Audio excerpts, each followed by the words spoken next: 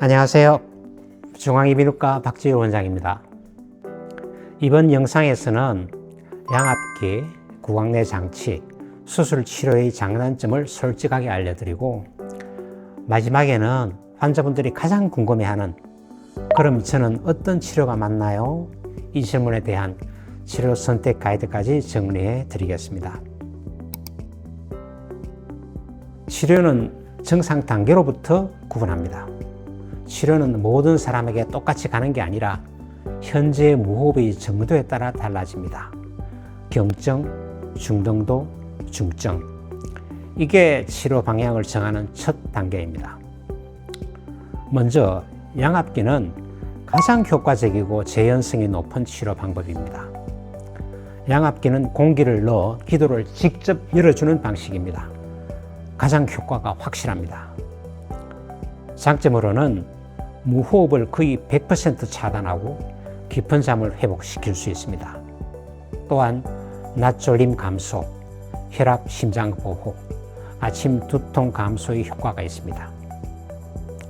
환자의 후기를 보면 양압기를 잘 맞추면 환자분들이 이런 표현을 많이 합니다.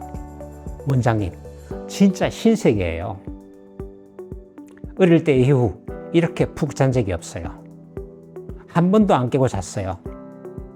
아, 이게 진짜 단잠이구나. 이런 말을 들으면 양압기가 왜 1순위인지 바로 이해됩니다. 다음, 구강내 장치가 있습니다. 효과는 있지만 불편감이 많죠.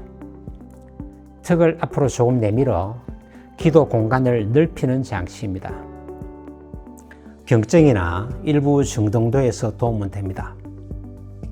하지만 현실적으로 불편감 때문에 중단하는 경우가 많습니다. 턱의 통증이나 턱 관절의 뻐근함, 아침에 입이 잘 안 벌어진다든지 치아와 잇몸의 불편, 침 흘림 등이 있습니다. 그래서 저는 효과는 있지만 적극적으로 권하기는 어렵습니다 라고 설명드립니다. 다음, 수술이 있습니다. 보조적 치료이고 완치는 드뭅니다.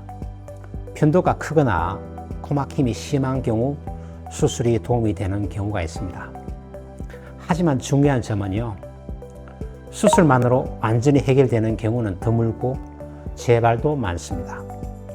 왜냐하면 나이가 들수록 근육은 다시 이완되고 체중도 다시 변하고 기도 조직도 다시 처지기 때문입니다. 그래서 수술은 보조적 역할로 보는 것이 정확합니다. 다음, 생활 습관 교정입니다.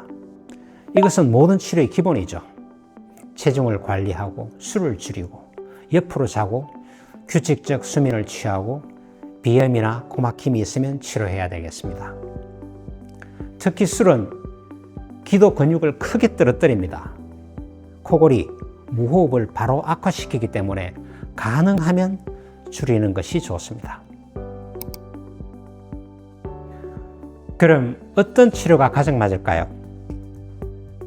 치료를 선택할 때는 아래 기준을 순서대로 보시면 됩니다.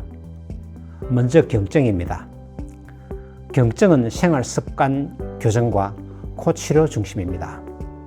비염이나 코막힘을 먼저 치료하고 체중 조절, 수면 자세 조절을 취합니다. 구강내 장치도 가능하면 고려할 수 있습니다. 양압기는 선택입니다. 경증은 몸의 부담이 아직 적어서 가벼운 치료부터 시작합니다. 다음은 중등도의 무호흡증입니다. 중등도는 확실한 치료가 필요합니다. 여기서도 양압기가 1순위입니다. 만약 구조적인 문제가 있으면 수술을 보조로 취할 수 있고 구강내 장치는 옵션입니다. 중등도는 이미 산소 저하가 시작된 단계라 확실한 치료가 필요합니다. 다음은 가장 심한 중증입니다. 중증은 치료가 선택이 아니라 필수입니다. 양압기가 필수이고 수술은 보조입니다. 구강내 장치는 효과는 미미합니다. 중증은 심장, 뇌혈관 위험이 큰 단계라 가장 강력한 치료부터 바로 들어가는 것이 맞습니다. 만약 해부학적인 문제가 있는 경우, 즉 코가 많이 막히거나 편도가 큰 경우는 수술이 도움됩니다. 하지만 수술로 구조는 좋아질 수 있어도 근본적 원인, 즉 나이, 근육이완, 체중 증가 등이 남아있기 때문에 재발 가능성은 항상 있습니다. 그래서 대부분은 수술과 양압기 병행이 가장 효율적입니다. 그리고 나이와 성별, 체중 변화도 중요한 변수입니다. 남성은 40세 이후, 여성은 50대 이후의 폐경기, 특히 체중 증가가 있다면 더욱 악화됩니다. 이 연령 이후에는 사실 양압기 치료가 가장 효과적입니다. 오늘은 양압기, 구강내 장치, 수술의 장단점과 환자 맞춤 치료 선택법까지 한 번에 정리해 드렸습니다. 다음 영상에서도 도움되는 내용으로 찾아뵙겠습니다.